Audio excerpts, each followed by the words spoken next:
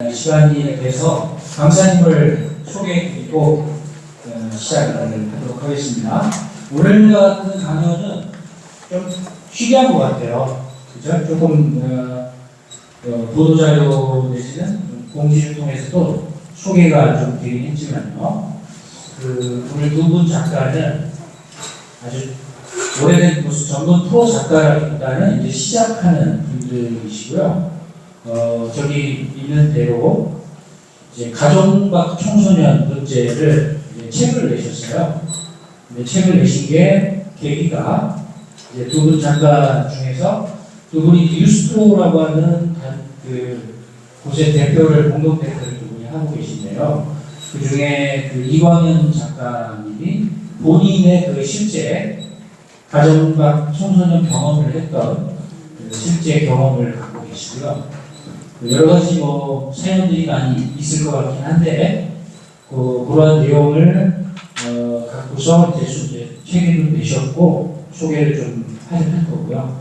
근데 이제 같이 그 당시에 사회복지사로 현장에서 활동하시던 사회복지사로 이광현 작가님하고 같이 청소년기에 이제 생활을 하셨던 전정수 작가님이 이제 두 분이 나란히 같이 책을 쓰셔가지고 그 책을 쓴 이유는 이런 가정박 청소년 문제에 대해서 좀 많이 알리고 또 이해를 할 수 있는 사회적인 그런 공감대나 그런 현재도 현장에서도 각 가정에서 힘들어하는 그런 청소년들을 위해서 조금이라도 도움이 될 수 있는 홍보 대사 같은 역할을 좀 해보고 싶다 하는 내용이 책에 이렇게 내용이 좀 나와 있더라고요. 그래서 저도 자세한 내용은 들어봐야 알겠습니다. 그래서 오늘 두 분을 모실 때 먼저 이광현 작가님부터 앞으로 나오실 때 큰 박수 좀 부탁드리겠습니다.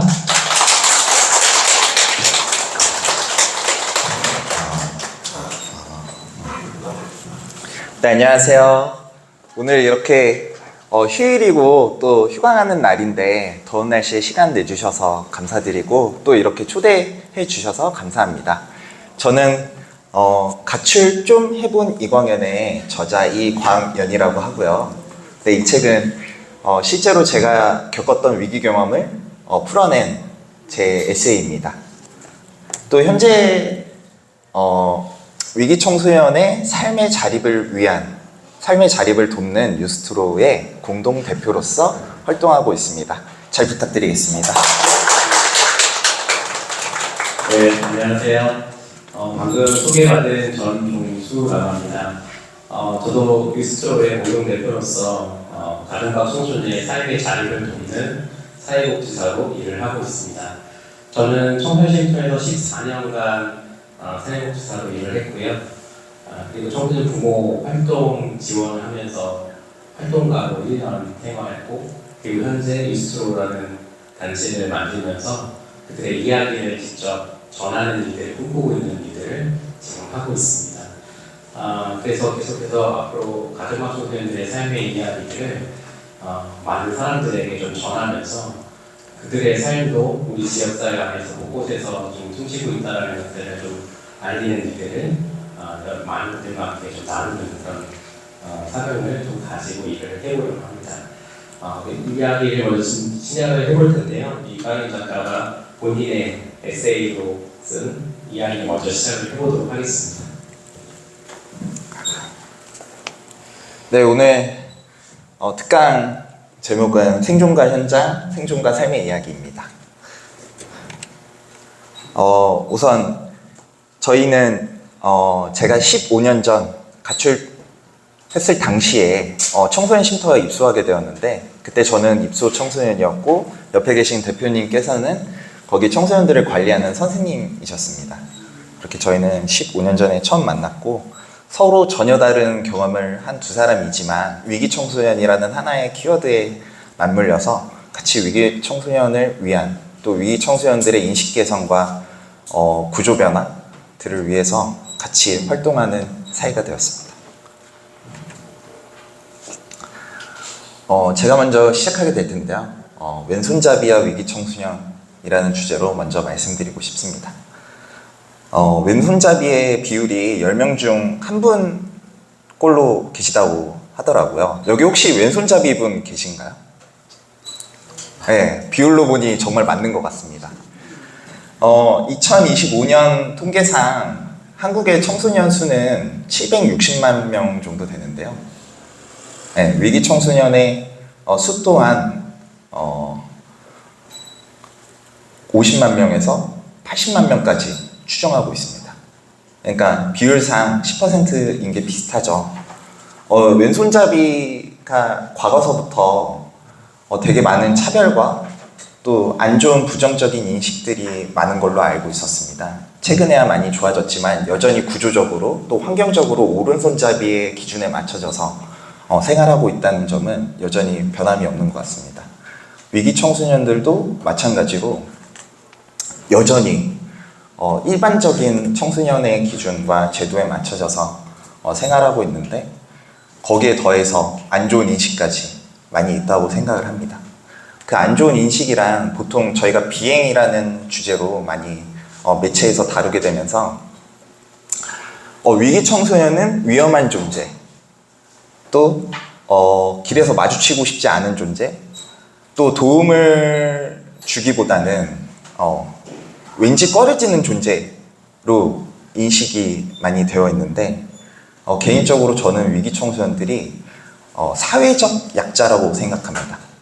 위험인물로, 위험군으로 분류가 되면 보통 저희가 도움을 줘야 되는데 도움을 주기가 쉽지가 않잖아요. 그래서 인식 변화가 필요한 순간이라고 생각을 해서 이 얘기로 시작을 하게 되었습니다. 보통 위기 유형들로 많이 나뉘는데요. 그 위기 유형이란 앞에 표에 나온 것처럼 가정폭력, 가출 경험, 우울감, 또래폭력 뭐 등등으로 나뉘어져 있습니다. 근데 상위 통계 3개를 보시면 가장 통계율이 높은데 저는 이 3개의 통계에 해당하는 실제 일들을 겪으면서 살아온 사람입니다.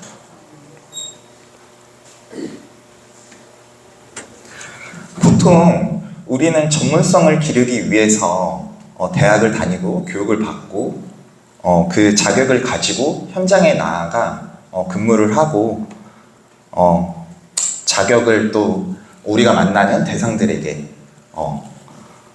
태도로서 보이는 일들을 하고 있다고 생각합니다. 근데 전문성은 단순히 자격이 아니라 태도에서 시작된다고 생각합니다. 보통 전문성 하면 저희가 자격증이나 어떤 직함을 가지고 있는지를 먼저 바라보잖아요. 근데 제가 위기 청소년이었을 당시에 제가 만났던 전문가 선생님들께서는 물론 자격도 중요하지만 그 자격 이전에 자격을 뒷받침할 만한 태도를 먼저 보이셨어요. 그 태도란 대상을 기다려주는 인내심, 그리고 배려, 공감 등이 있었습니다. 태도는 삶으로 증명된다는 생각도 드는데요. 저는 삶으로 살아난 생존 전문가라고 생각해요. 물론 이 1시간의 특강 안에 제 삶을 전부 풀어낼 수는 없지만 제 삶을 간략하게 이야기하고 설명드리려고 합니다. 당사자로서 왜 이런 것들이 중요하다고 여겨졌냐면 저희가 보통 노인복지관에서는 누가 메인일까요? 선생님들. 노인분들이시죠. 또 장애인복지관에서는 그럼 누가 메인일까요? 그쵸? 그럼 위기청소년 분야에서는 누가 메인이 되어야 할까요? 그쵸? 근데 이렇게 실제 위기를 겪은 당사자로서 앞에 나와서 스스로의 삶에 대해서 이렇게 이야기하시는 분들이 실제로 그렇게 많지 않아요. 그래서 당사자의 이야기가 메인이 되는 그런 복지가 되는 세상이 오길 바라는 마음으로 말씀드리도록 하겠습니다. 저는 첫 기억부터 저희 집이 되게 공포의 우리와도 같은 곳이었어요. 아버지는 제가 이해할 수 없는 이유들로 저를 학대하셨거든요. 그 학대의 수위란 되게 뉴스에 나올 법한 학대의 수위였어요. 그러니까 실제로 2박 3일 동안 매 맞고 벌 서는 일들이 꽤나 자주 있었고요. 또 모기 긁은 데를 이제 긁었다는 이유로 독방에 가둬놓고 일주일간 굶기기도 했어요. 그걸 정말 다 벗겨놓고 밖으로 쫓아내기도 했고요. 그러한 일들이 정말 자주 매번 있었는데 처음으로 그래서 제가 가출을 결심하게 돼요. 그때가 9살 때였어요. 근데 보통 9살이면 여러분들 그 상상이 되세요? 되게 책가방도 버거워서 뒤뚱뒤뚱 걷는 나이잖아요. 근데 폭력을 대하는 대상은 아버지셨고 다 큰 성인의 남성의 폭력에 저항할 수 있는 나이도 아니고 또 육체적으로 심적으로도 견딜 수 있는 나이가 아니었어요. 그래서 보통 사회에서 바라보는 그 가출은 보통 반항의 의미잖아요. 그쵸? 근데 저는 생존하려고 나왔어요. 아마 제가 집에서 그 수많은 폭력과 학대를 정말 온몸으로 다 받아냈다면 저는 지금 이 자리에 없거나 어떤 신체 부위가 불구가 돼서 있었겠죠. 그러니까 저는 생존을 위해서 나왔고 또 그런 생존의 기간을 오랫동안 거쳐왔기 때문에 생존 전문가라고 말씀을 드렸던 겁니다. 그래서 처음으로 딱 집을 나왔는데 집을 나오면 뭐가 제일 필요할까요? 네, 그쵸. 의식주가 먼저 해결이 돼야 되잖아요. 근데 9살짜리가 돈이 있을까요? 집이 있을까요? 아니면 옷을 사 입을까요? 아니면 음식점에 들어가서 음식을 먹을 수 있을까요? 그쵸. 처음 가출은 그렇게 아무 지원과 연계 없이 맨몸으로 나왔기 때문에 일주일간 쫄쫄 굶었습니다. 그때가 100년 만에 오는 한파라고 뉴스에서 한참 떠들던 때였어요. 살기 위해서 끊임없이 걸었어요. 발이 터지도록. 그렇게 4일째 걷고 있는데 멀리서 어머니 소리가 들리더라고요. 애타게 저를 찾고 계신 소리였어요. 얼마나 반가웠겠어요. 4일 동안 밖에서 쫄쫄 굶고 돌아다녔는데. 근데 저는 반대쪽으로 뛰었어요. 왜냐하면 집에 돌아가면 또 뭐가 기다리고 있었을까요? 저한테. 그렇죠. 아버지의 폭력이 기다리고 있었죠. 도저히 버틸 자신이 없는 거예요. 그래서 반대쪽으로 막 뛰었어요. 그리고 잘 곳도 필요하잖아요. 그래서 너무 자고 싶어서 잘 곳을 찾아다녀요, 막 제가.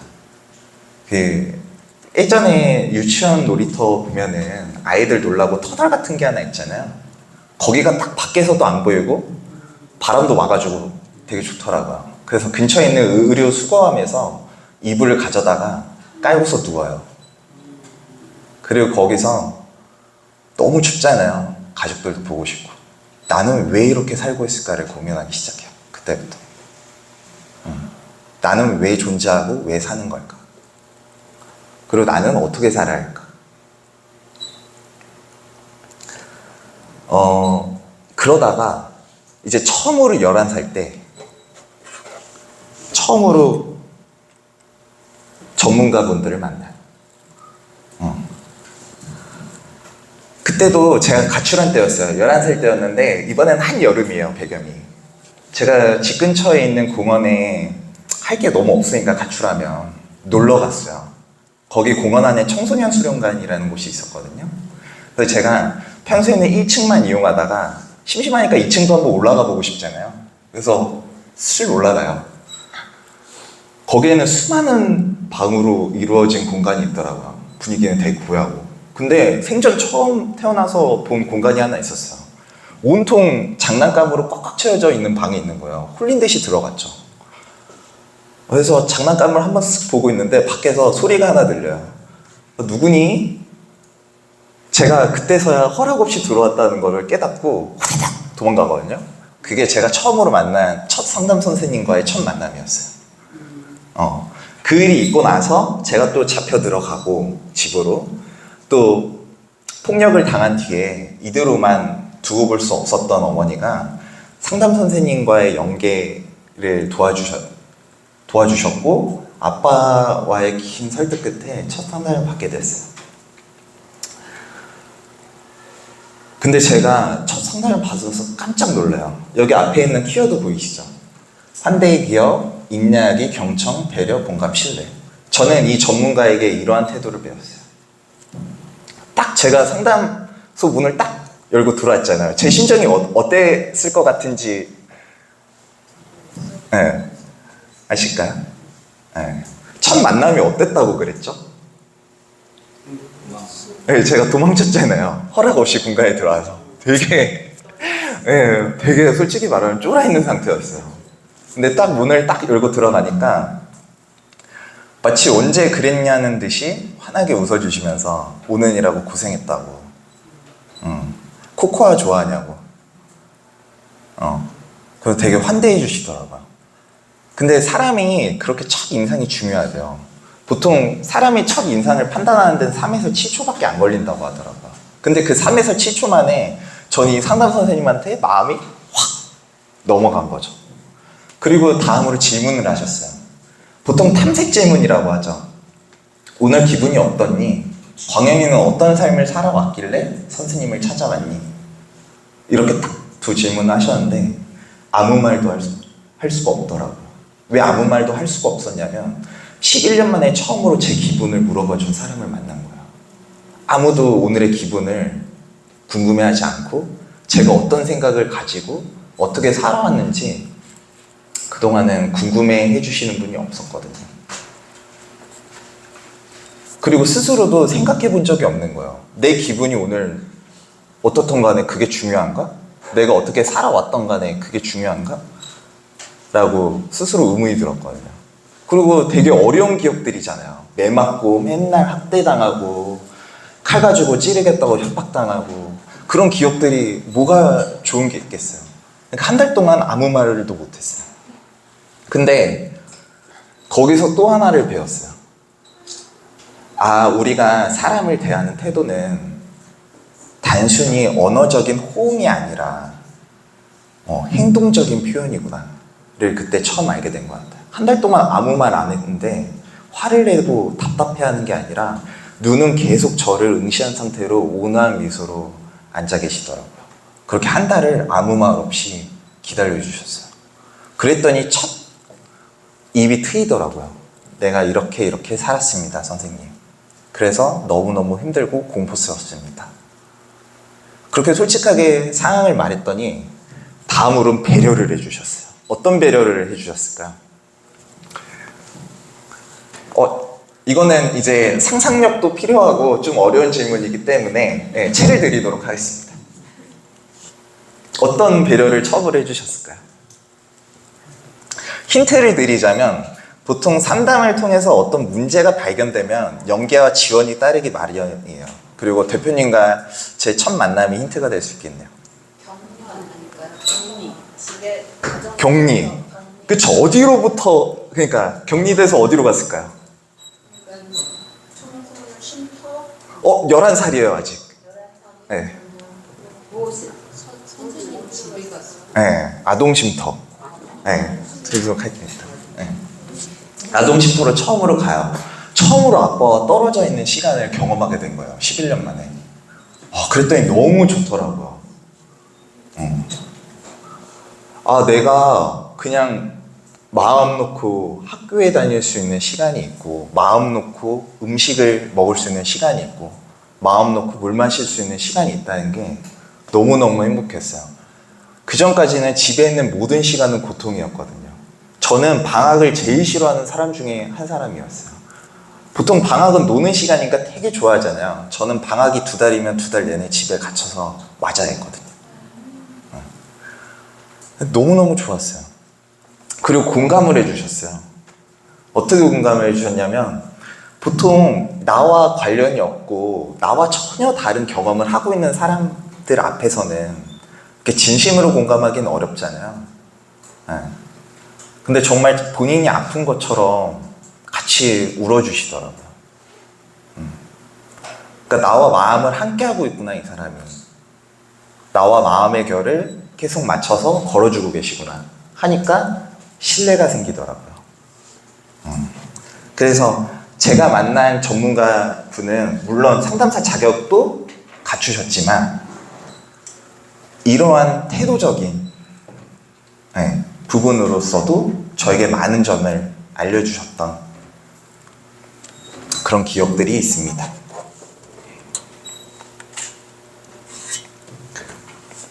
다음으로 만난 전문가분도 역시 상담 선생님이세요. 근데 이 상담 선생님도 어떻게 만나게 되었는가를 설명드려야 하는데, 그때가 17살 때였거든요. 근데 저는 17살 때까지도 부모님이 이혼하거나 제가 학대당하는 상황이 해결되지 않은 상태에 놓여져 있었어요. 저는 계속 집, 거리, 쉼터를 왔다 갔다 하면서 전전긍긍 살아야만 했거든요. 그러니까 어느 순간 사람이 무기력해지고 우울감이 찾아오고 죽고 싶더라고요. 사실 제가 유치원 때부터 18살 때까지 제 꿈은 제가 자살하는 거였거든요. 왜냐면 그런 위기 사항을 누구도 도와주지 못하고 누구도 해결해 줄 수 없다고 생각을 해서. 그래서 진짜로 자살을 하려고요, 제가. 근데 옆에 계신 대표님이 그때 선생님으로 계셨거든요. 네, 저를 말려서 제가 정신병원에 이송당해요. 근데 그 정신병원에 갔는데 거기 계셨던 원장 선생님이 제가 너무 젊은 어린 사람이 오니까, 아니 젊은 사람이 여기까지 무슨 일이에요? 도대체 무슨 인생을 겪었길래 이렇게 포동줄에 묶여서 끌려와요? 라고 물어보신 거예요. 그래서 제가 이래 계속 삶을 살다가 너무 지치고 힘들어서 이제는 삶을 포기하려고 합니다 했는데, 태어나서 처음으로 그런 말을 해주셨어요. 대단하다고. 이만큼 살아낸 것도 대단하고 사라져서 고맙다라고 그런 얘기를 해주시니까 제가 마음이 싹 한번 녹은 거예요. 그리고 다음으로 젊은 사람이 정신병원에 입원하길 원치 않는다고 하셨어요. 그래서 내가 상담기관에 연계해 줄 테니까 상담을 받아봐라 라고 하셔서 제가 이제 두 번째 상담 선생님을 만나러 가게 된 거죠. 두 번째 상담 선생님께 배운 거는 저를 이해하는 방법이었어요. 근데 저를 이해하는 방법에 대해서 말씀드리기 전에, 저희 뉴스토를 소개할 때 위기 청소년의 사회적 자립을 돕기 위함이 아니라 위기 청소년의 삶의 자립을 돕기 위함이라는 문구를 넣은 이유는 사회적 자립과 삶의 자립의 차이가 있기 때문이에요. 보통 사회적 자립에 대해서 간단하게 설명드리자면, 사회적 자립은 구조로 사람을 바라봐요. 구조로. 그래서 뭐 취업했냐, 자립했냐 라는 질문으로 사람을 대해요. 그리고 성공 유무를 판단해요. 취업을 했는지 못했는지, 자립을 했는지 못했는지. 근데 제가 지금까지 드린 말씀만 들어봐도 바로 과거에 제가 취업할 준비나 자립할 준비가 되었을까요? 네, 아니죠. 대부분의 위기에 노출된 청소년들은 근데 이러한 평가를 받아요. 지원 기관에 가도, 연계 기관에 가도 대부분 먼저 마음이 어떻니보단 너 취업했어? 못했어? 자립했어? 못했어? 라는 압박감 속에 놓여져 있어요. 그러면 아까 제가 또 질문 드렸던 대로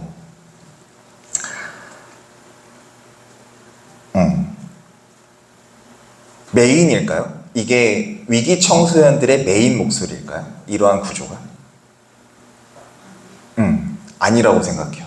그래서 저는 이런 지원과 연계를 위해서라도 반드시 인식이 바뀌어야 된다고 생각하는 사람이에요. 그래서 저는 저의 삶의 자립을 위해서 나를 이해하는 방법을 배워야만 했어요. 삶의 자립은 사람을 중심으로 바라봐요. 그래서 공간과 이해로 사람을 바라보고 인생을 실패 유무와 상관없이 언제나 기회가 있는 것으로 바라봐요. 그래서 저는 저를 이해해야 했어요. 저는 그전까지는 제가 이렇게 이러한 어려운 일들을 경험하고 학대받은 것들이 전부 다 제 탓이라고 생각했어요. 제가 못나서, 제가 잘못해서. 근데 그게 아니었더라고요. 상담 선생님과의 이런 긴 시간들을 통해서 아빠가 잘못한 거구나. 사회 구조가 잘못된 거구나.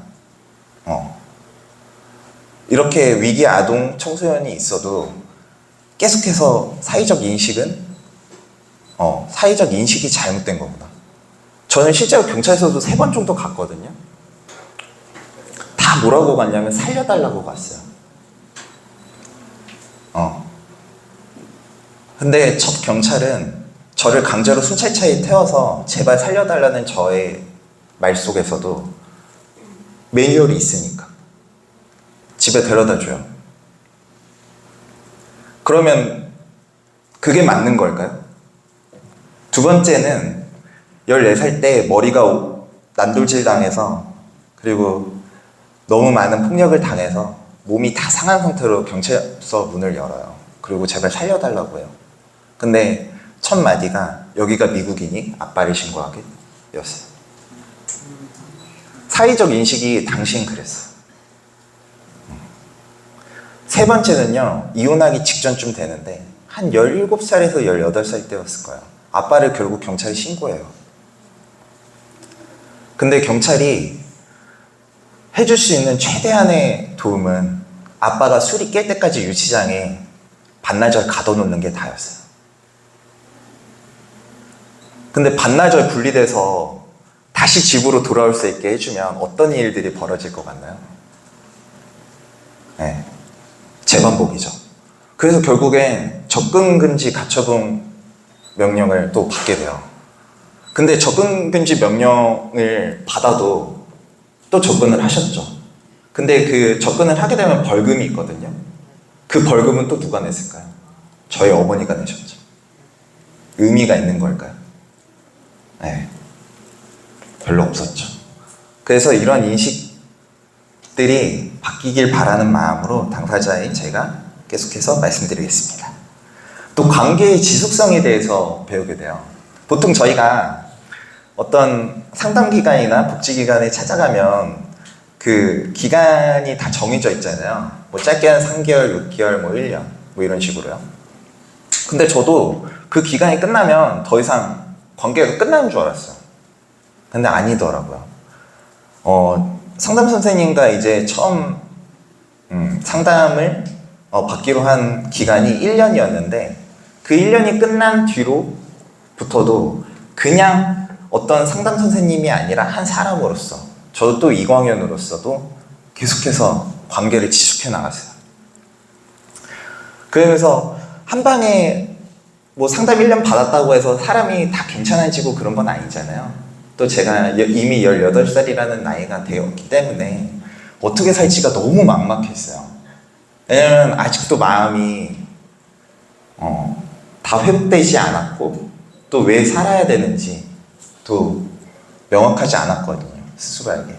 그래서 그런 것들을 계속해서 찾아내야 했어요.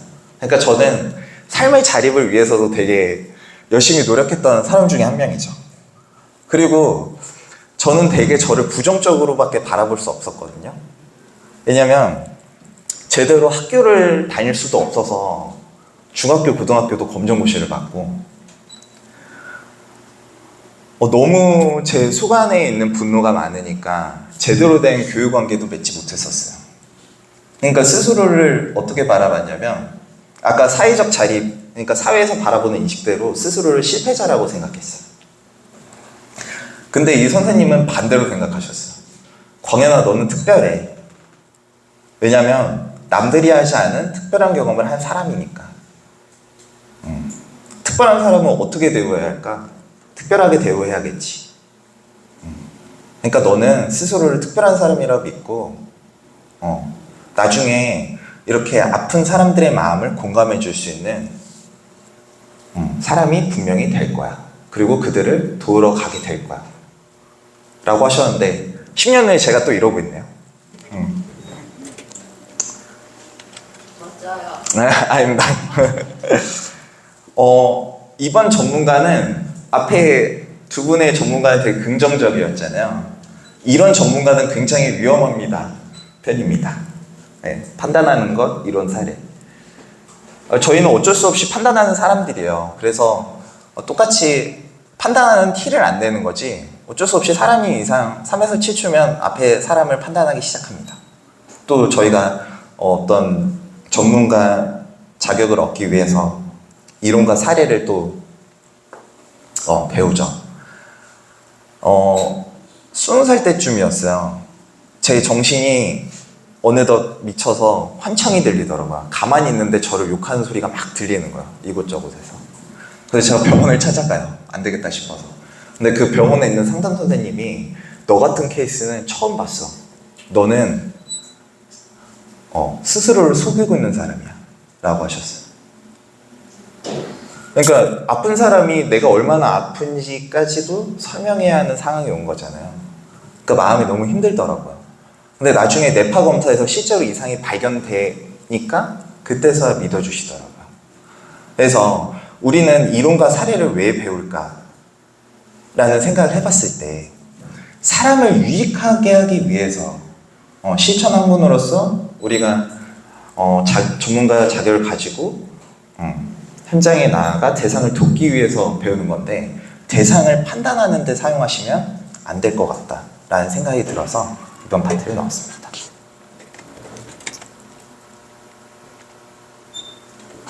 근데 잘 생각해보면 저희가 앞에 두 긍정적인 만남은 첫 만남이 좋았기 때문에 가능했던 일인 거잖아요. 그쵸? 그래서 전문성은 기술보다도 태도고 사람은 사람으로 인해서 다시 일어나는 것 같아요. 여러분들이 어떤 과에 소속돼서 어떤 전공을 하고 계신지는 잘 모르겠어요. 근데 사람을 만나서 같이 협업하고 또 어떤 대상도 분명히 존재할 것 같고, 네.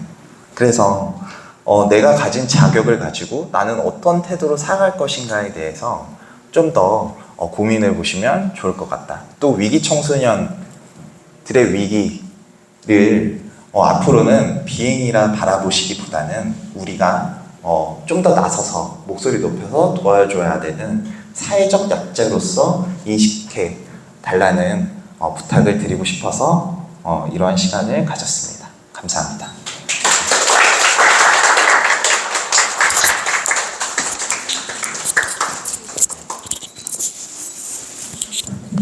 네, 어떠셨나요? 이게 들어보니까 실제 삶이 좀 많이 어려웠을 거라고 생각이 드시죠? 시간이 지나면 알 수 있는 것들이 있는 것 같은데요. 벌써 15년 전이라고 얘기하니까요. 제가 만났던 건 우리 이광현 작가가 14살 때 강남 한복판에서 만났던 거였거든요. 그때는 맞다고 생각하고 최선이었다라고 합의의 선택을 한 그 상담과 지원들이 시간이 지나서 또 여러 삶에 대한 것들을 경험하고 그것이 과연 옳았었는지에 대한 생각들을 뒤늦게 깨닫게 되면서 그때 그것이 최선이 아니었구나 라고 하는 것들을 알게 되는 그런 날도 우리 인생에는 찾아오는 것 같습니다. 지금 계속해서 가출이라는 환경에 대해서 이야기하고 있고 우리가 지금 가정박 청소년이라고 하는 이야기를 하고 있는데요. 한번 질문 드려볼게요. 우리 오늘 주제가 저렇게 이미 공지가 돼서 많은 분들이 생각하고 오셨을 것 같은데요. 가정박 청소년이라는 법적인 정의가 어떻게 될까요? 혹시 알고 계시는 분 있을까요? 네, 바로 보시는 것처럼 가정 내 갈등, 폭력, 학대, 방임, 가정 해체, 가출 등의 사유로 중요한 건 보호자의 보호를 받을 수 없는 거죠. 이탈된 상태에서 사회적 보호와 지원이 필요한 그런 청소년이다라고 우리가 정의를 내리고 있다라는 겁니다. 이 법적 정의는 언제 만들어졌을까요? 저도 학부 시절 때는 사실 법을 잘 공부를 많이 안 했는데요. 21년도 3월 달에 처음 만들어졌습니다. 얼마 안 됐죠. 이제 4년 남짓 됐습니다. 그럼 그동안 우리는 어떤 단어를 쓰고 있었을까요? 네, 가출이라는 단어를 써왔습니다. 가출이라는 단어는 사회에서 이해하고 있는 문화적 언어 소통에 대한 어떤 의미로 사용되어져 왔었습니다. 그래서 이광현 작가가 이야기하고 자기 삶에 대해서 얘기했던 것처럼 세상 사람들이 가출하니까 집을 나온 청소년이라고 생각을 해서 집으로 돌아가야 되는 청소년이라고만 생각을 해왔습니다. 그리고 어쩌면 우리는 집을 나오기도 했지만 부모님 또는 학교 선생님, 어른들의 말을 잘 들어야 하는 청소년이라고만 생각을 해왔던 거죠. 그런 사회적 인식과 수준의 사고로 그동안 우리는 지내왔던 거고 또 우리 청소년들을 그렇게 만나왔던 거죠. 그렇지만 우리나라의 어떤 사회복지 현장이 벌써 오래됐는데 과연 법적 정의가 없었지만 이런 부분에 대해서 우리가 제대로 돌봄을 하지 못하거나 지원하지 않았을까요? 그렇지 않고 돌봄도 하고 지원도 하고 있었던 거죠. 그런데 왜 우리는 대상에 대한 법적인 정의와 근거를 마련하지 않고 사회인식 수준의 언어를 소통하면서 그동안 써왔을까요? 사람을 더 들여다보고 그 사람의 존재에 대해서 우리가 바로 이해하지 못하는 상태에서 사회복지라는 현장을 어쩌면 지키고 있었는지도 잘 모르겠습니다. 한 가지 또 퀴즈를 내볼 텐데요. 미국과 좀 비교를 해보려고 해요. 미국 사회는 우리나라처럼 똑같이 가출 청소년에 대해서 생각했습니다. 그래서 이들에 대해서 똑같이 집으로 돌아가야 되는 청소년이라고 생각을 하고 법을 만들었어요. 언제냐면 1974년도에 만들었습니다. 그래서 미국에는 1974년도에 가출 청소년 법이라고 명시가 되어 있어서 그들을 돕는 일들을 했던 거죠. 그런데 똑같이 우리처럼 집으로 돌아가야 된다고 생각했지만 집으로 돌아갈 수 있었을까요? 돌아가는 친구들도 물론 있었지만 돌아갈 수 없었던, 우리 이강현 작가처럼 늘 집에 기다리는 이런 어떤 폭력을 행하는 아버지, 부모님 또는 집으로 돌아갈 수 없는 환경들이 있어 왔던 거죠. 그러니 집을 들어갈 수 없다 보니까 어떻게 되죠? 아까 놀이터에서 이불 깔고 쉬었잖아요. 네. 미국 사회도 노숙하는 청소년들이 많이 있었던 거죠. 그래서 10년 뒤인 1984년도에 노숙 청소년법이라는 게 만들어집니다. 그러다 보니까 이 법이 통합이 되면서 지금까지 이어져 오고 있는데요. 작년이 미국 사회는 이 법을 만들었는 지 그럼 몇 주년이죠? 네, 반세기가 지났습니다. 50주년. 우리나라와 이 가출이라고 하는 어떤 영역에 대한 당사자의 대상에 대한 이해를 생각하는 문화가 반세기나 차이가 나는 거죠. 그럼에도 불구하고 우리나라가 다행히도 2021년도 3월에 법적 정의를 처음으로 마련하면서 대상에 대한 이해를 하기 시작하다 보니까 아까 우리 법적 정의를 살펴보니까 보호자로부터 이탈됐다고 그랬잖아요. 보호를 받아야 되는데 어쩌면 거리에서 가출하고 집이 없는 상태에서 불안하고 좌절과 실망감 이런 것들을 계속 느끼고 있을 그 시간들은 굉장히 고통스러운 시간일 거라고 생각이 듭니다. 근데 그렇게 고통스러운 시간임에도 불구하고 견뎌내야 되는데 그 당사자를 바라보는 사회적인 어떤 시선 이런 부분들이 우리는 보통 위기 청소년, 가출 청소년이라고 하면서 청소년의 어떤 행위, 어떤 지휘 비행이라고 했던 그 행위 자체에 대해서만 주목하는 일들로 우리 청소년들을 바라봤다라는 거죠. 그래서 우리가 이 청소년들에 대한 이야기들을 계속 해가는 과정 중에 가정밖 청소년 아직까지 익숙하지 않은 것 같아요. 공부를 하고 있는 우리도 그리고 사회에서도 가정밖이라고 하는 그 단어 자체를 많이 쓰지 않다 보니까 여전히 우리는 지금 21세기 또 AI 시대를 살아가고 있지만 생각하는 수준은 아직 그 시대를 살아내지 못하고 과거 미국에서 가출 청소년법을 만들었던 그 시대처럼 아직도 우리는 그런 생각을 가지고 살아가고 있는지도 모르겠습니다. 그런데 그런 청소년들이 거리로 나오잖아요. 거리로 나오니까 우리는 그런 청소년들을 다 거리 청소년이라고 또 불렀습니다. 거리 청소년들은 이렇게 집과 학교를 벗어나서 거리를 생활터전으로 여기고 살아가고 있죠. 그래서 대표적인 청소년들을 우리는 뭐라고 불렀냐면 지금 말씀드렸던 것처럼 가정밖 청소년, 노숙 청소년, 그리고 일부 배회하는 청소년, 그 밖에는 시설에도 있지만 시설에 있다가 또 이렇게 거리로 나오게 되는 청소년들도 있거든요. 이런 청소년들을 모두 포괄해서 우리는 거리 청소년이라고 부르고 있습니다.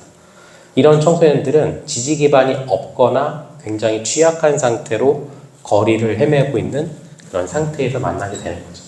거리에 나오게 되면 모두가 다 좋은 사람만 있을까요?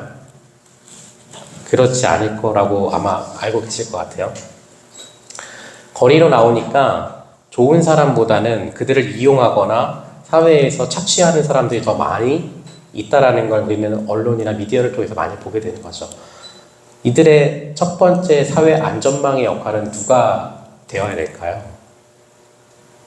바로 여러분과 같은 사회복지사 또는 청소년 지도사, 청소년 상담사를 공부하시는 이런 전문 자격증 소지자이신 분들이 청소년에 대한 올바른 이해를 가지고 그 현장에서 만나는 첫 번째 사람, 우리 이강현 작가가 첫 번째 만났던 상담자의 그 관계가 좋았기 때문에 두 번째 만남도 좋았잖아요. 우리는 어쩌면 사회의 안전망이라고 할 수 있는 그 첫 번째 진입 장벽에서 여러분들과 같은 좋은 전문 자격증을 가진 사람들이 만나게 될 때 그런 어떤 사회 안전망으로 진입하게 되는 경험을 할 수 있게 되는데, 제가 14년간 청소년 쉼터에서 만났던 청소년들은 대다수가 첫 번째 진입 장벽에서부터 안전망으로 진입하지 못한 상태에서 수없이 많은 위기를 중첩적으로 반복된 상태에서 힘듦과 실패와 좌절을 많이 경험한 상태에서 만나게 됐습니다. 그럼에도 불구하고 다행히 시설에서 또는 제도 안에서 이런 사람들을 통해서 만남을 가지면서 회복의 시간들을 갖게 되는 거죠. 그런 회복에 대한 부분들이 우리는 빨리 아물 수 있을까요? 상처가 나게 되면 우리가 넘어져서 피가 나면 딱지가 생기고 또 그거 딱지가 떨어질 때까지 또 시간이 걸리는 것처럼 회복에도 굉장히 오랜 시간이 걸리는데, 특히 가정밖 청소년들이 경험한 이 어려움이나 실망감이나 좌절 이런 경험들은 굉장히 많은 위기적 요소들을 중첩적으로 경험하다 보니까 아마 선생님들이 공부하시면서 느끼셨던 것처럼 학습된 어떤 무기력 또는 내가 뭘 해도 잘 할 수 있을까? 내가 이렇게 살아갈 수 있을까? 라고 하는 그런 의미의 삶을 견뎌내었을 거라는 생각이 듭니다. 그런 시간들을 통해서 우리가 지금 만나고 있는 과정을 또 얘기하고 있는데요. 제가 우리가 만난 청소년에 대하여라는 이 책을 집필하면서 굉장히 많은 청소년들의 이야기를 여기에 실었거든요. 사실 이 책을 쓰면서 가장 힘들었던 이유 중에 하나가 뭐였을까요? 한 15년간의 청소년 쉼터에서의 어떤 경험들을 회상하면서 기록을 했는데요. 처음에는 제가 성찰하는 줄 알았습니다.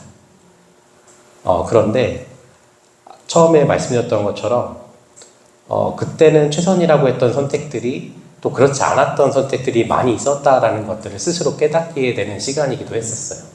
그러다 보니까 지난 15년의 세월들이 마치 검열하듯이 제 삶에 대한 부분들을 검열하고 있는 모습들을 하다 보니까 책을 쓰는 것이 굉장히 어려웠습니다. 그럼에도 불구하고 이 책이 세상에 나오게 된 이유가 있어요. 가만히 돌이켜 생각해 보니 그때 최선의 선택이라고 했지만 잘 하지 못했던 것조차도 그때 제 모습을 바라보니까 정말 진심으로 그 순간에만큼은 청소년들을 잘 만나야 되겠다라는 생각으로 시간을 보내왔다라는 거죠. 아마 여러분들이 사회복지 또는 가족학부를 이제 공부하시면서 어떤 다양한 당사자들을 만나시게 될 텐데, 그런 다양한 사람들을 만나면서 우리가 어떻게 그들을 좀 도울 것인가, 만날 것인가, 이런 어떤 생각들을 사실은 학습하면서 많이 생각하지 못하는 부분들이 있는 것 같아요. 그런 생각들을 어디서 많이 생각하게 되냐면 현장 가서야 생각을 하는 것들이 많이 이루어지고 있다는 거죠. 위기에 대한 감수성이 사실은 학문적 지식을 우리가 탐구하고 진리를 알아가는 그 과정에서부터 사실은 그 감수성이 우리 마음 가운데 새겨져야 되는데 그렇지 못한 부분들이 있다라는 거죠. 그럼에도 불구하고 아마 여러분들은 좀 다르신 것 같아요. 주말에 토요일 날 나와서 이런 이야기를 들으고 싶어서 나오신 거잖아요. 아마 여러분들은 지금 이 삶에 대해서 어떻게 생각하시나요? 지금 이 삶을 살아가고 계시나요? 고개를 절레절레 흘리시는 분도 계시고. 네. 아침에 일어나면 보통 첫 번째 하는 나의 습관이 뭐가 있을까요? 이불. 저는 아침에 이제 다 정리하고 사무실에 나오면 이제 커피를 먼저 한 잔 마시거든요. 똑같이 커피를 마시는데, 그냥 인스턴트 커피를 그냥 타서 마시는 경우도 있고, 어떤 경우는 제가 한 건 아니지만 어떤 분들은 직접 굵기를 선택하고 로스팅된 거를 잘 찾아서 그런 부분들로 커피를 내려서 그 커피를 마시면서 단순히 커피를 마시는 게 아니라 오늘 하루 화이팅 해보자, 아니면 오늘 하루 좋은 어떤 일들을 시작해보자 라는 어떤 의미를 담아서 커피를 내려서 마시는 그런 분들도 계시죠. 뭐가 차이가 나는 걸까요? 하나는 어떤 의미를 담지 않고 반복적으로 습관적으로 하는 행동이고, 하나는 의미를 담아서 그 안에 그 의미대로 그 행동을 하는 거죠. 어쩌면 우리는 공부하는 것도 또 자격증을 취득해서 현장에 나아갔을 때도 우리가 습관적으로 학문을 배우고 자격증을 취득하고 그 사람을 만나서 서비스를 제공하는 일들을 습관적으로 하고 있는지도 모릅니다. 그런데 사회복지는 우리가 흔히 말하잖아요. 어떤 서비스인가요? 여러분들은 모두 휴먼 서비스를 하고 계시잖아요. 그런데 정작 현장에 나가면 그 인간적인 관계의 그 의미보다는 그냥 서비스만 주고 계시는 분들이 더 많이 있다. 그런데 우리가 이 공부하고 이 삶을 반복해서 뭔가 당사자를 만나고 그들을 돕고 어떻게 하면 그들의 삶의 질이 조금 더 좋아질까를 고민한다면 그 반복된 행동에 그 의미가 담겨 있다고 생각이 됩니다. 그 의미를 담아서 하는 행동이 계속해서 반복되면 어떤 일이 벌어질까요? 아마도 그 일을 사랑하는 내 마음을 발견하게 될지도 모르겠습니다. 저에게는 2명의 아이가 있는데요. 좀 늦게 결혼했어요. 그래서 아이가 어립니다. 큰 아이가 5살, 둘째 아이가 이제 며칠 전에 돌이 지났어요. 이제 두 아이를 키우다 보니까 아빠로서의 어떤 경험을 늦게 하다 보니까 그들의 삶을 좀 잘 몰랐어요. 근데 그 모르는 과정을 사실은 이렇게 막 겪어봐야지만 이렇게 알 수 있는 것처럼, 아이를 키운다는 게 이런 거구나라는 것들을 그제서야 좀 알았거든요. 우리가 공부하는 현장에서 이론적으로 배우는 것들이 실제 현장에 가면 그런 거구나라는 거를 그때 가서 깨닫는 경우가 더 많은 것 같습니다. 그런데 우리가 삶을 사랑하고 계속해서 반복해서 어떤 의미를 담아서 그 일들을 한다라면 그 가운데 이 삶에 대한 애정을 가지고 살아가는 일들을 할 수 있을 거라고 생각이 드는데요. 저희가 유스트로라는 이름을 지었잖아요. 그 의미를 사실 설명을 드리지 않았는데, 앞에 유스는 아마 추측하시는 대로 청소년이라는 뜻이고요.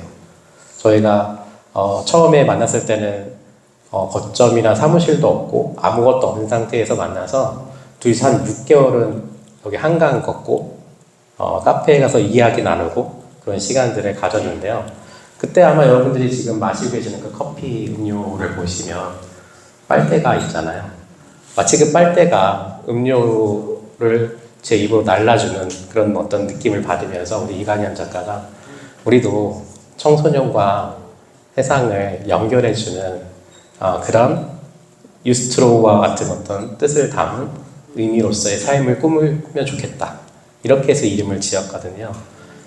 사실 이 유스라는 단어와 스트로우라는 단어는 별로 의미가 없죠. 그냥 청소년과 그냥 빨대라는 의미였는데 그 뜻이 우리의 꿈을 담아서 그들의 삶의 자립에 대한 부분들을 어떻게 하면 잘 세상 사람들에 전할 수 있을까라는 마음을 담으니까 꿈이 됐던 것 같거든요. 항상 제가 여쭤보는 게 있습니다. 사회복지 전공하시는 분들한테는 꿈이 뭐냐고 제가 여쭤보거든요. 꿈이 뭐세요? 꿈이 뭘까요? 어떤 꿈을 꾸고 계세요? 많은 분들이 사회복지사라고 얘기를 하시더라고요. 그러면 또 상담을 전공하시는 분들은 또 어떤 꿈이냐고 물어보면 또 뭐라고 얘기했을까요? 네, 상담사라고 얘기를 하세요. 청소년 상담사 강의를 지금 한 6년, 7년째 하고 있는데 거의 안 틀려요. 한 99, 100이면 다 그냥 상담사라는 얘기를 하세요. 네. 그냥 제가 받은 거를 제가 나눠드리고 싶어요. 제가 선생님들이나 다른 분들께 나눠드린 거를 제가 제 뒷세대까지 나눠드리는 게 제 목표예요. 진짜 꿈이에요. 굉장히 훌륭한 말씀 주셨죠. 박수 한번 주실까요? 이따가 책 꼭 받아가세요. 좋은 상담자란 어떤 사람이 좋은 상담자일까요? 좋은 상담을 많이 받아보신 분이어야 된다고 생각을 합니다. 사랑도 사랑을 받아본 사람이 그 사랑을 우리가 흘려보낼 수 있겠죠. 여러분들이 대학에서 진리를 탐구하고 공부를 하셨다면 그 배운 지식을 그 필요한 사람들에게 잘 전달하는 것, 그리고 그 사람들의 삶의 질을 위해서 내가 가진 지식과 전문성을 사람들에게 더 행복하게 살기를 위해서 노력하겠다라고 말씀 주시는 이런 것들이 바로 꿈이거든요. 그래서 제가 얘기하는 꿈은 어떤 사회복지사가 되고 싶은가? 어떤 상담자가 되고 싶은가? 내 삶의 반복된 행동에 대한 그 의미가 어떤 삶을 향해 가도록 나의 태도를 이끌어가고 있는가를 고민하셨으면 좋겠다라는 생각을 하게 되는 것 같습니다.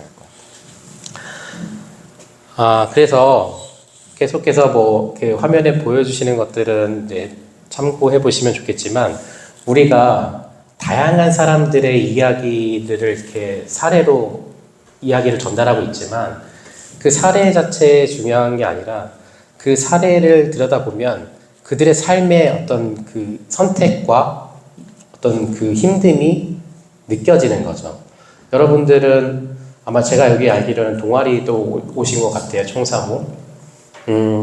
청소년들을 정말 좋아하고 그리고 그들을 또 많이 생각하시는 분들은 어떤 일들을 많이 하시던가요?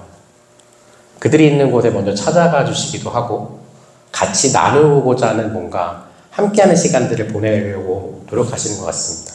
그래서 우리가 이런 그 위기청소년, 가정막 청소년들을 만나는 그런 사람들 중에는 자격증 종사자도 있지만 자원활동가도 있고 또 청소년들을 많이 애정하고 관심 있는 일반 시민들도 있는 거죠. 그러면서 여러분들과 같이 이런 이야기를 전해서 듣고 또 그런 청소년들을 만나는 현장에 가서 그들의 이야기를 들으시려고 하시는 분들이 계시는 것 같아요. 저는 이런 일들을 한번 경험했던 것 같아요. 제가 만난 청소년들 중에 생활고를 늘 많이 겪는 친구들이 마지못해 맨 마지막으로 선택하는 알바가 건전 알바 중에 있거든요. 어떤 알바일까요? 전단지는 아마 어린 친구들이 많이 하는 것 같아요. 편의점도 많이 하는데 자리는 좀 많이 없잖아요. 보통 로켓 타고 와요.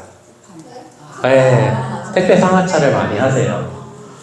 그래서 근데 그걸 왜 마지막에 설정하는지가 궁금했어요. 왜 힘들어하고 왜 마지막에 그걸 겨우겨우 선택해서 하는 일인가 궁금했어요. 궁금하면 어떻게 해야 되죠? 네, 그 삶을 경험해봐야 되잖아요. 똑같이 알바몬에 제가 등록하고 현장으로 알바를 하러 갔습니다. 깨닫게 되는 거는 불과 몇 분 안 걸렸어요. 가자마자 새벽 시간에 일을 해야 되는데 일단 첫 번째 이동하는 셔틀버스는 가는 거 있는데 오는 건 없다. 그리고 가게 되면 익숙하지 않으니까 어리버리 할까요? 안 할까요? 어리버리 하죠. 네, 어리버리 하죠. 그런데 어리버리 하면 사람들이 어떤 시선으로 쳐다볼까요? 막 날것의 욕들이 막 날라오겠죠. 실수하면 다 돈으로 보고 엄청 욕하겠죠. 주눅 들어서 일 못할 것 같더라고요. 그런데 쉬는 시간 한 10분 정도 빼고는 계속해서 그 일들을 하게 되는데 한 번 하고 나서 그거를 온전하게 느꼈다라고 느껴지기가 어렵다 보니까 몇 번 더 해봐야 되겠다. 일주일을 하게 됩니다. 일주일을 하게 되니까 어떤 일이 벌어졌냐면 처음에 욕만 먹었거든요. 그런데 그 작업반장이 찾아왔어요. 저희랑 같이 일해보시면 어떻겠습니까? 숙달되잖아요. 반복해서 하니까. 아마 청소년들도 열심히 잘하는 친구들은 그런 얘기 많이 들었을 것 같아요. 근데 이 친구들은 당장 지금 돈이 필요해서 이 알바를 선택했잖아요. 그런데 돈을 바로 안 주시는 거예요. 돈을 언제 주시는지 아세요? 다 경험 안 해보셨죠? 주급으로 그 다음 주에 줬어요. 그래서 이 주간에 알바한 거를 정해진 그 다음 주에 돈을 주는구나 라는 걸 그때 깨달았어요. 이 친구들이 그래서 여기 당장 필요한데 돈을 못 받네. 그런데 갈 때는 있는데 올 때는 또 걸어와야 되네. 이런 생각을 하다 보니까 참 녹록하지 않구나. 이 알바를 선택하는 것들이 돈 떨어지면 뭐 택배 상하차나 가야죠 뭐 이렇게 얘기하는 거를 되게 가볍게 흘려들었었는데 결국 가볍지 않구나. 그거를 일주일 경험해보니까 알겠더라고요. 우리가 청소년들을 조금 더 이해하고 싶고 그들의 문화나 그들의 삶을 들여다보고 싶다면 그 옆에 존재해주면 좋겠고요. 또 함께 해주셨으면 좋겠습니다. 그리고 그 함께 해주시는 동안에 인내하는 시간들이 좀 필요한 것 같아요. 열매를 우리가 보통 많이 생각하는데요. 퀴즈를 하나 또 내보겠습니다. 외국 분이세요. 외국 작가분이 이런 얘기를 했습니다. 우리는 꽃이 피면 꽃이 예쁘다라고 하는 것들을, 꽃이 피면 예쁘다라는 것을 보고 즐기지만 그 씨앗이 땅속에서 긴 어둠을 견뎌냈음을 우리는 기억하지 못하고 있는 거죠. 그걸 기억해야 한다라고 얘기한 작가분이 있어요. 실제 하셨는지는 모르겠어요. 아마 그냥 전해 들은 이야기인지 모르겠지만 어떤 분일까요?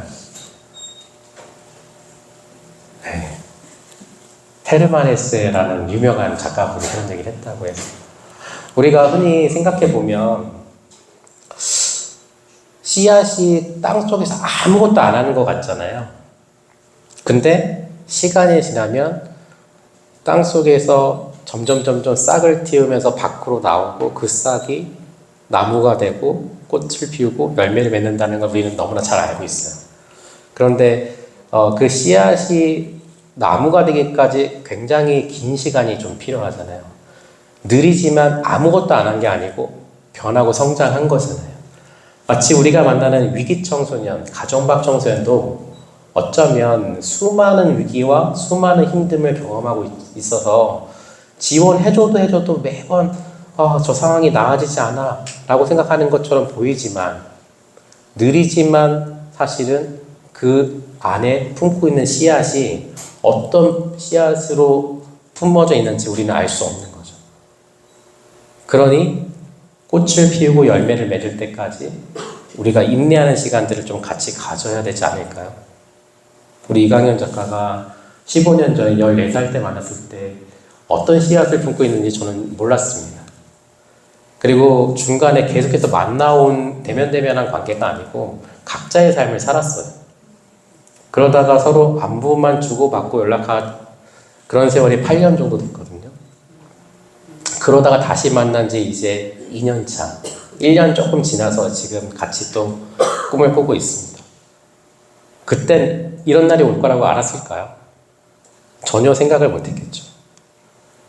우리의 어떤 그 삶에 대한 부분들을 생각해 보다 보면 각자 가정밖이라고 하는 그 환경과 여러 가지 위기적 요소들이 물론 청소년들마다 다 다양하고 다 다르겠지만 그 위기에 대한 어떤 그 과정 속에서 어떤 씨앗을 품고 성장할 것인지 믿어주고 기다려주고 또 아까 그 기분을 물어봐 주셨던 선생님처럼 어쩌면 그런 한 사람, 사회에서 우리가 안전망이라고 하는 청소년 안전망이라고 얘기하는 그 사회 첫 번째 안전망의 역할을 바로 지금 이 자리에 계신 선생님들이 해주셔야 되지 않을까라는 생각을 하게 됩니다. 그렇게 해서 만났던 시간들이 어쩌면 이렇게 10년이 지나고 15년이 지나서 또 다른 열매를 맺을 수 있을 거라고 생각이 들거든요. 나무가 되면요, 1년생 나무가 열매를 바로 맺진 않잖아요. 꽃을 피우고 열매를 첫 번째 맺는 데까지 한 3년, 4년 시간이 걸린다고 해요. 근데 그 나무가 듬성듬성 그렇게 열매를 맺었다가 그 다음에 또 그 다음에 시간이 지나면 조금 더 꽃도 많이 피우고 열매도 더 많이 맺게 되는 그런 과정을 겪고 있다는 걸 우리는 너무나 잘 알고 있습니다. 어쩌면 청소년도 이 1년생 나무나 한 3년생 나무처럼 이제 막 꽃을 피우고 열매를 첫 번째 맺으려고 하는 그 시기에 도달해 있는지도 잘 모르겠어요. 어쩌면 아니 그보다 더 이제 한철 여름을 보내고 있는 그 장면에 새싹처럼 돋아나고 있는지도 잘 모르겠습니다. 어떤 씨앗이 그 안에 품어져 있어서 어떻게 자라나고 어떤 열매를 맺을지 아직 아무도 모른다는 거죠. 그러니 우리는 이 청소년이 품고 있는 그 씨앗을 우리가 하는 일에 대한 반복적인 행동이 습관이 아니고 휴먼 서비스라고 하는 우리가 대학이라고 하는 곳에서 배운 학문적 지식을 바탕으로 전문 자격증 종사자가 되는 것이 아니라 휴먼 서비스를 제공하시는 그런 현장의 전문가였으면 좋겠다라는 생각들을 하게 됩니다.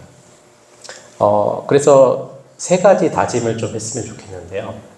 첫 번째는 느리다고 해서 변하지 않거나 성장하지 않는 게 아니다. 청소년은 계속해서 성장하고 있고 그 아픔을 지금 온몸으로 견뎌내고 있는 거죠. 아까도 얘기했듯이 보호자의 보호를 받아야 되는 그 상황에서 이탈되고 사회적 보호 지원이 필요한 그런 상황에 놓여져 있는 거잖아요. 보호자의 보호를 받을 수 없다라는 그 순간 얼마나 고통스러울지 아마 충분히 공감하실 거라고 생각이 듭니다. 제가 만났던 청소년 중에 엄마 돌아가시고 아빠도 돌아가시고 또 살면서 가정박생활, 거리생활 계속 하다가 또 평생을 함께 하고자 하는 사람을 만났지만 또 아이도 낳았지만 다 떠나보내고 그리고 또 반복해서 열심히 살아가다가 또 좋은 배우자를 만났다고 했는데 그 배우자마저도 세상에서 직장 내 왕따 이런 걸로 세상을 먼저 떠나보게 됩니다. 인생에 있어서 가장 소중한 사람들을 다 떠나보내고 삶의 의미나 힘듦이 굉장히 찾기 힘들었을 텐데 여전히 잘 살아가고 있거든요. 처음에는 사회복지사로서 굉장히 많은 위기 개입과 여러분들이 배워왔던 사례관리 형태의 많은 일들을 고민했었습니다. 그러나 이 관계가 계속되어야 될까요? 어떻게 돼야 될까요? 여러분들이 공부하고 있는 이 지식이 전문 사례관리와 어떤 서비스를 지원하는 과정으로 당사자와 평생을 함께 살아줄 수는 없잖아요. 우리의 역할은 어떻게 되어야 될까요? 우리의 역할은 점점 희미해져야 됩니다. 처음에는 아주 강렬한 개입과 위기 개입을 통해서 우리의 전문성을 발휘하고 함께 도울 수 있는 어떻게 하면 도울 수 있을 건지에 대한 고민들을 하는 것이 바람직하지만 점점 우리의 존재가 희미해지고 당사자는 스스로 살아낼 수 있어야 합니다. 그 존재를 찾아주시는 역할들을 하는 것이 바로 여러분들이시거든요. 그러면 그동안 관계는 어떻게 달라져야 될까요? 우리의 관계는 희미해져 가지만 당사자인 청소년의 관계는 지역사회의 관계의 영역으로 확장되어져 가야 됩니다. 그 사이에 우리는 점점 희미해져 가고 청소년은 지역사회의 관계의 영역을 경험하는 동안 자기의 삶의 자립을 위해서 걸어갈 수 있는, 스스로 존재감을 찾아갈 수 있는 그런 시간들을 가질 수 있도록 돕는 역할들을 바로 여러분들이 하셔야 된다는 거죠. 그래서 우리의 노력과 삶에 대한 부분들은 우리가 배운 지식을 통해서 어떤 서비스만 제공하는 그런 사람이 아니라 인간적인 관계를 가지고 어떻게 하면 더 이들의 삶에 대한 부분들을 도울 수 있을 것인가에 대한 고민들을 하시는 태도가 중요하다는 것들을 말씀드리고 싶은 거죠.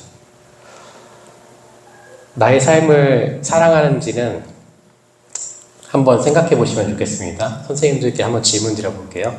24시간 중에 누가 나에게 제일 많이 말을 걸고 있던가요? 네, 가족, 나, 여러 얘기를 해주셨죠. 저의 경우는요, 24시간 중에 제일 많이 떠드는 사람이 저더라고요.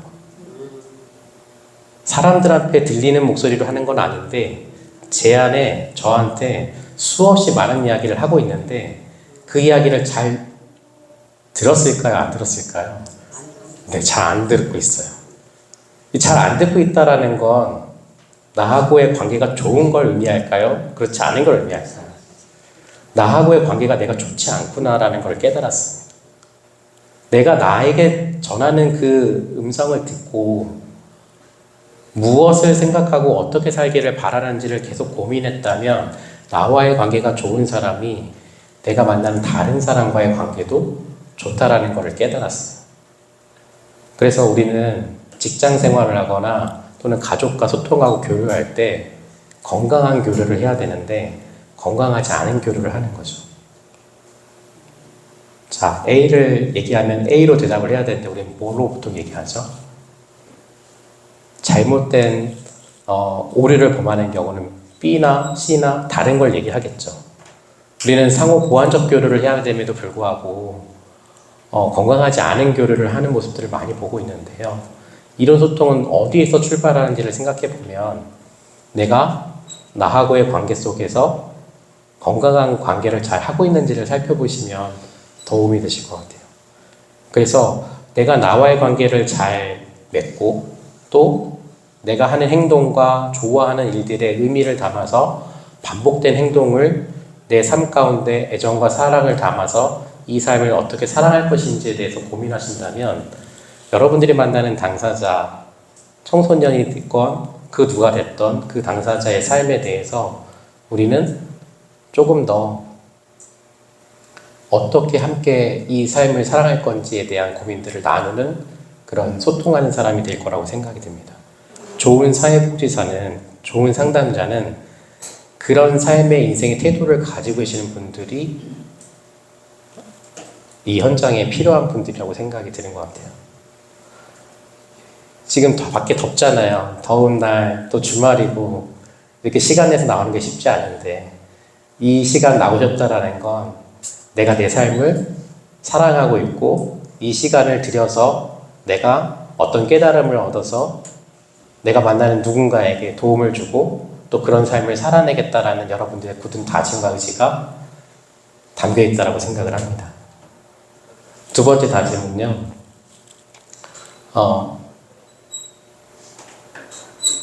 우리가 성공과 아까 실패 얘기했는데 기억나세요? 우리 이강현 작가가 자격증 땄니 못 땄니, 자립했니 못 했니 이 얘기 많이 들었잖아요. 네.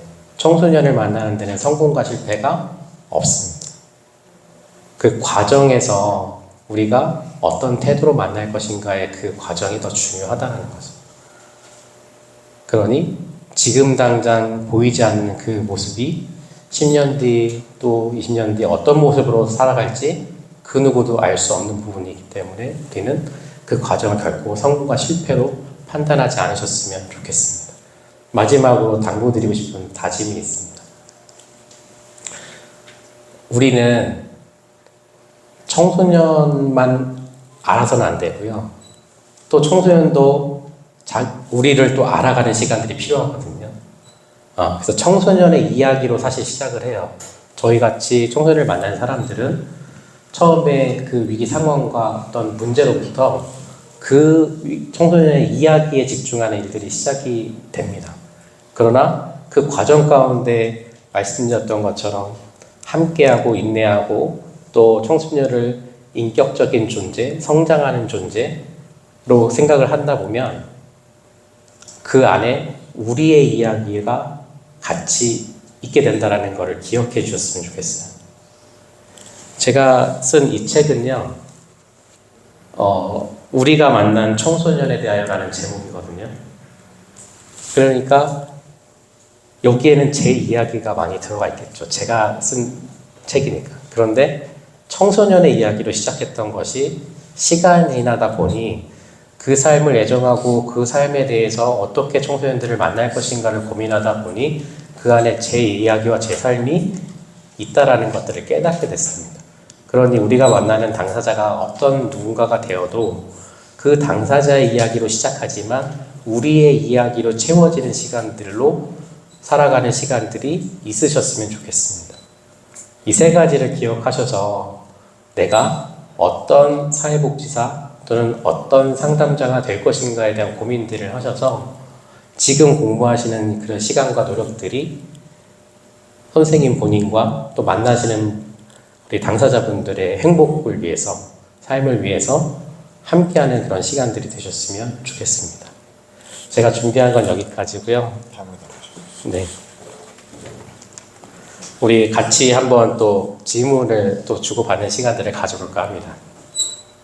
혹시 궁금하시거나 또 질문하실 것들이 있으시면 말씀 주시면 저희가 답변 드리겠습니다.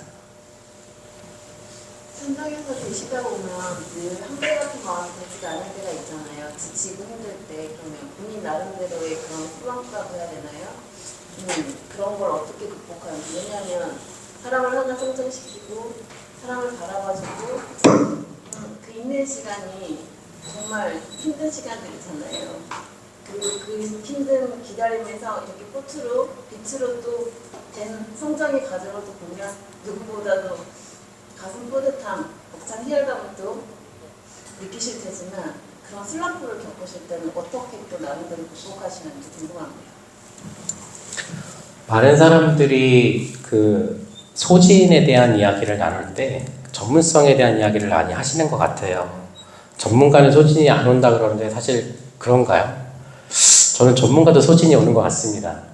그런데 우리는 전문성을 갖추고 하나 더해서 지금까지 이광현 작가와 제가 이야기했던 삶에 대한 태도를 가지고 고민했으면 좋겠는데요. 그러니까 이 삶을 어떻게 살아갈 것인가에 대해서 사실 고민하지 않죠. 대부분 우리가 주어진 환경과 시간을 살다 보면 그렇게 살아지려니 하고 살아가는 게 인생인 것 같습니다. 자녀를 키워보니까요, 제 뜻대로 되지 않잖아요. 그리고 더 어린 자녀들을 이제 양육하다 보니까 얼마나 그 힘든지를 알게 되는데 그 힘들다고 지친다고 해서 그 삶을 포기하지 않는 것처럼 우리가 만나는 그 청소년들의 어떤 그 힘든 과정들이 아까도 얘기했던 것처럼 제가 반복해서 제가 이 일들을 하게 되는 그 이유가 어디에 있을까를 봤거든요. 사실은 제가 제도권에서 그만둔 지 2년이 됐고 그 외적인 어떤 시간들을 통해서 1년을 활동가로 또 1년은 이렇게 함께 가정막 청소년의 삶의 자립을 돕는 일들을 하고 있는데 제도권에서의 안정적인 어떤 그 생활을 벗어난 삶은 사실 쉽지 않다라는 걸 아마 많이 느끼실 것 같아요. 근데 그럼에도 불구하고 제가 1년이 지나고 또 2년이 지나고 이 일들을 계속 하고 있는 모습을 보니까 아까도 말씀드린 것처럼 습관이 아니라 이 삶을 사랑하고 있다는 것을 깨달았습니다. 물론 힘들어요. 그리고 청소년들의 그 위기라는 영역이 한 가지 요소만 있는 게 아니라 우리 사회가 굉장히 급변하는 것처럼 문제도 심각한 부분들이 아마 선생님들이 경험해보지 못한 뉴스 정도에 봐야 될 어떤 소식들이 너무나 다양하게 많이 경험하게 되죠. 근데 그런 경험을 마주할 때마다 헉헉하는 그런 마음들이 있지만 그럼에도 불구하고 이 청소년들을 만났을 때 과연 나는 어떤 마음이 드는지를 계속 저를 돌아봤던 것 같아요. 적정한 예인지는 잘 모르겠는데 활동가로 1년 있을 때 둘 다 청소년인데 청소년 부부였거든요. 청소년 부부가 삶의 여러 가지 빛과 여러 가지 힘듦을 있었을 거예요. 그런데 처음에 상담할 때는 이제 모든 것을 이야기하지 않으니 삶의 생계에 빛만 있었구나라는 생각을 했다가 시간이 지나다 보니까 눈덩이처럼 뭐가 많이 발견되어지는 것들을 확인했었어요. 우리나라에서 전국이 들썩일 정도의 큰 사건이 어떤 게 있었을까요? 전세 사기 많이 들어보셨죠? 전세 사기를 피해자들은 굉장히 그 마음이 얼마나 죽을 것 같은 고통인지 아마 아실 것 같아요. 근데 이 청소년들이 직접 전세 사기를 한 가해자가 아니라 이들도 삶이 궁핍해서 어떻게 해서든지 돈이 필요하다 보니 중간 브로커가 이들의 개인 정보를 산 거죠. 그래서 이들의 개인 정보가 어떻게 이용되는지 아마 어느 정도는 알았을지도 모르겠습니다. 그런데 그 정보를 통해서 한 명당 집이 2채씩, 그럼 집이 4채. 그럼 우리 보통 집 4채면 어느 정도인지 상상이 가세요? 저는 10억이라는 돈을 본 적이 없어서 모르겠지만 10억이라는 그런 사기 어떤 피해의 어떤 현장에 있는 것들을 알게 됐습니다. 근데 그런 문제를 딱 접하면 그냥 힘들고 어떡하나 이런 생각이 들기도 하고 또 이런 어려운 문제가 계속해서 반복되고 많은 청소년들이 사실은 자해나 자살 시도나 여러 가지 힘든 위기의 어떤 표현들을 하는 경우들이 있는데 대부분의 그 의미를 살펴보면 나 이렇게 살기 싫다, 잘 살고 싶다, 행복하고 싶다라는 그 의미가 담겨 있음에도 불구하고 반복해서 그런 힘듦의 과정들을 마주하게 될 때 힘들죠. 그런데 그런 과정에서조차 힘들지만 어느 순간 그런 마음이 들더라고요. 그 문제가 문제로만 보이는 게 아니라 그 문제 넘어 그 삶이 보이기 시작하더라고요. 그래서 여러 가지 그 이야기를 계속 하다 보니까 진짜 죽으면 어떡하지? 큰일 나면 어떡하지? 이런 생각이 계속 드는 거죠.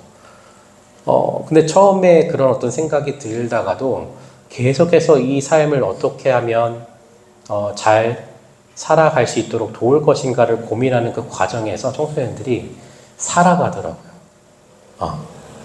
저 같았으면 아마 쉽게 살아가지 못했을 경험인 것 같아요. 지금도 힘든데 그런 힘듦이 나에게 온다면 어떠실까요? 각자에게 한번 물어보시면 대답이 될 것 같거든요. 근데 청소년들이 살아가더라고요. 그러니까 왜 살아갈까?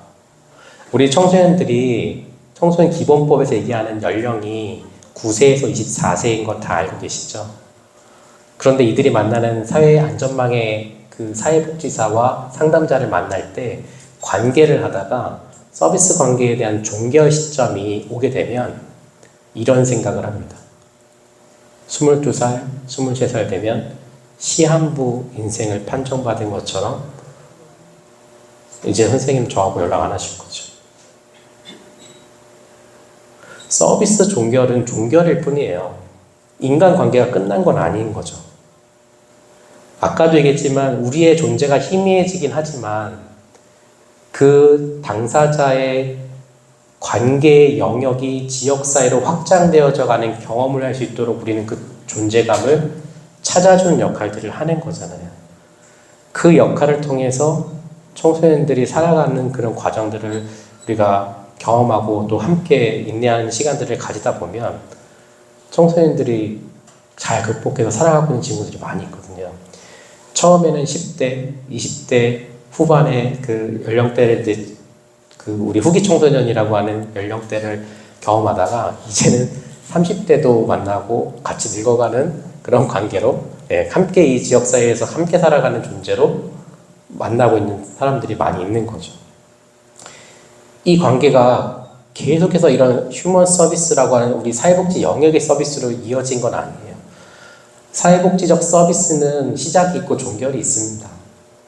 그러나 그 관계에서의 어떤 인간적 관계와 우리의 삶에 대한 태도, 그리고 그 영역에서의 전문가로서의 존재가 희미해지면서 지역사회 안에서 존재감 있고 성장하는 어떤 존재로서 그 역할을 살아갈 수 있도록 도와주시는 역할을 묵묵히 지켜봐 주시는 그 일들을 하시는 여러분들이 나중에 그 안에 여러분들의 이야기로 채워지시면 보다 전문성 있고 또 현장에서 그들을 위한 삶을 실천해낼 수 있는 그런 역량 있는 사람으로 이미 그런 현장 전문가로 만들어져 계신다는 것을 그때 가면 다 아시게 될 거라고 생각이 듭니다.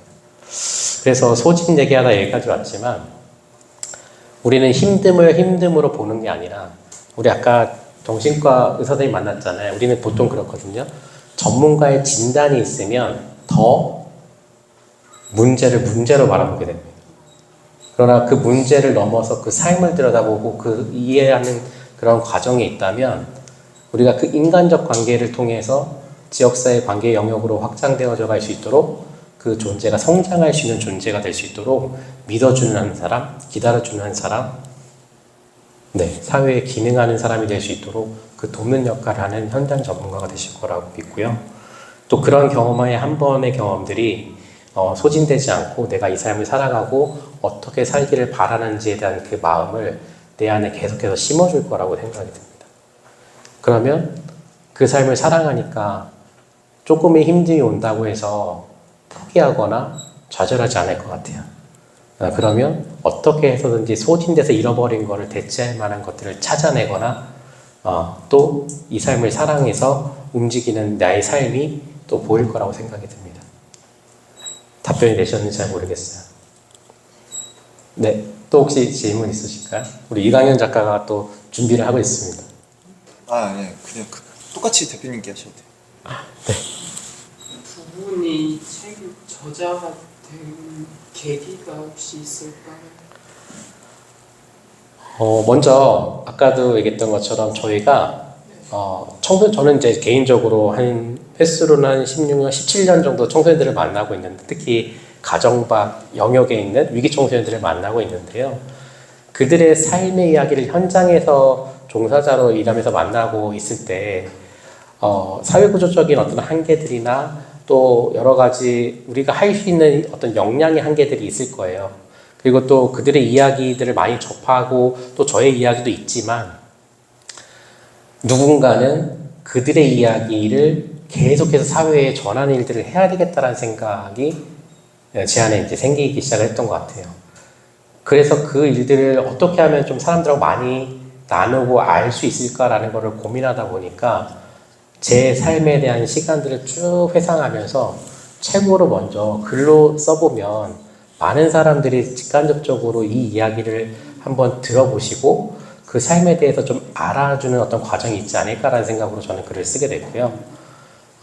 우리 이강현 작가는요?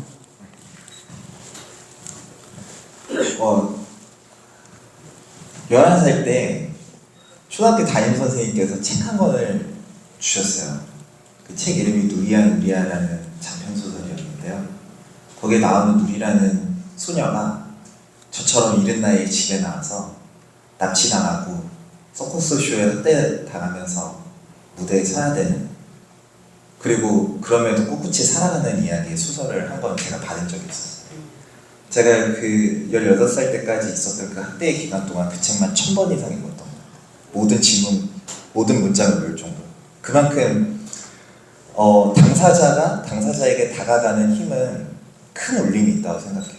그리고 큰 위로와 회복이 있다고 생각을 하고, 그래서 이 책은 아직도 발견되지 않은 위기 청소년들을 위해서, 아직도 독방에서 지금 이 순간도 누군가의 학대나 어떠한 위기 속에서 방치되어 있을 만한 그런 위기 청소년들을 위해서 쓰게 된 것 같아요. 또 모두를 위해 쓰기도 했어요, 반대로. 왜냐하면 우리 모두의 삶에는 반드시 위기가 찾아오고 또 그 위기에 맞설 만한 회복이 필요하다고 생각하거든요. 책 제목이 가출과 위기 청소년이라고 해서 대상이 고정되어 있는 건 아니고요. 모두가 위로와 회복, 그리고 또 살아가는 이야기가 필요하다고 생각을 했어요. 그래서 이런 사람도 꿋꿋하게 이겨내고 자기의 길을 걷는데 우리 사회도 많은 위기가 닥쳐오지만 꿋꿋하게 위로받고 회복되고 다시 살아갔으면 좋겠다라는 마음으로 이 책을 쓰게 되었습니다. 아까 또 듣다가 제가 생각이 났는데, 저는 제가 살아야 되겠다고 생각해가지고 이 일을 책도 쓰고 이 일들을 계속 하게 되는 것 같거든요. 무슨 의미냐면 우리 아까 선생님께서 소집 얘기해 주셨잖아요.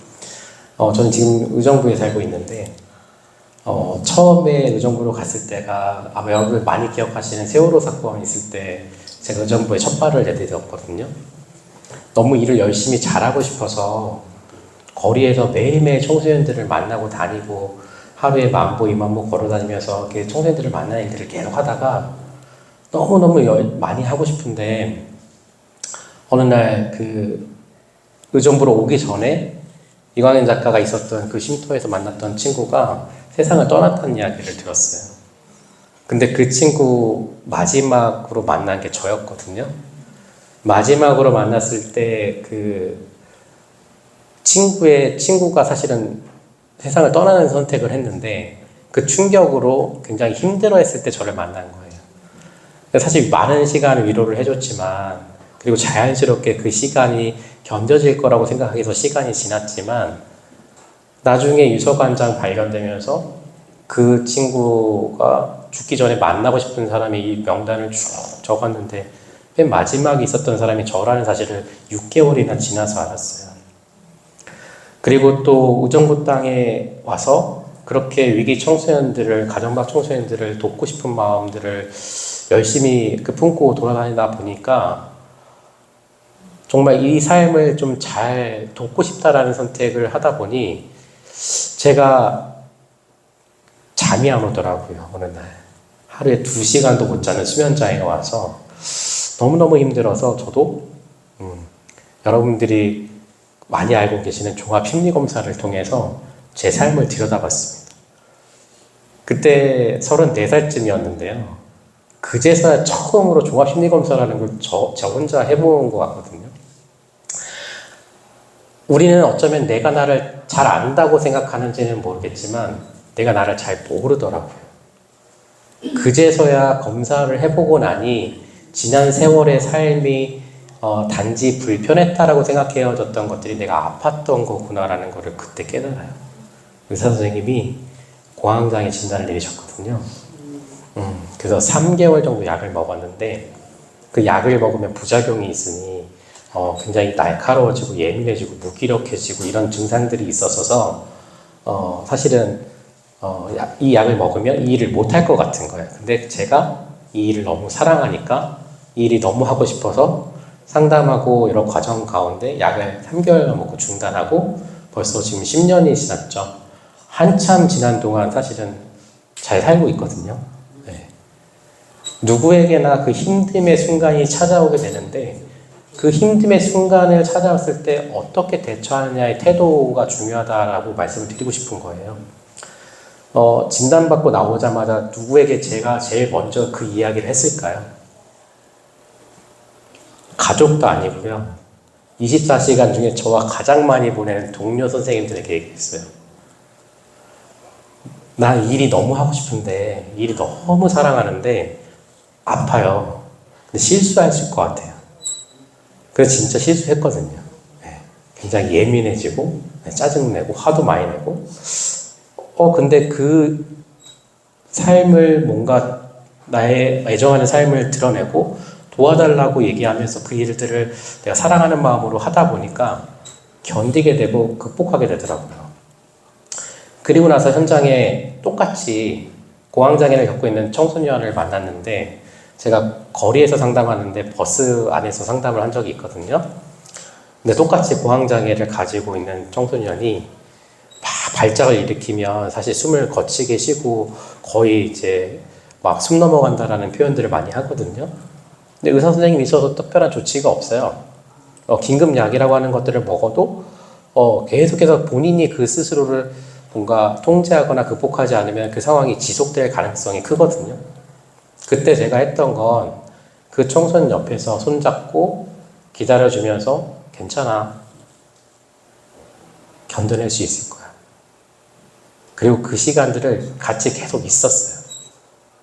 처음에는 거칠던 숨소리가 점점 잦아들기도 하다가 문득 그런 걸 깨달았다고 해요. 자기가 숨 쉬는 그 과정 가운데 견뎌내야 될 그 호흡의 그 지점을 그 청소년이 알았다라고 표현을 나중에 하거든요.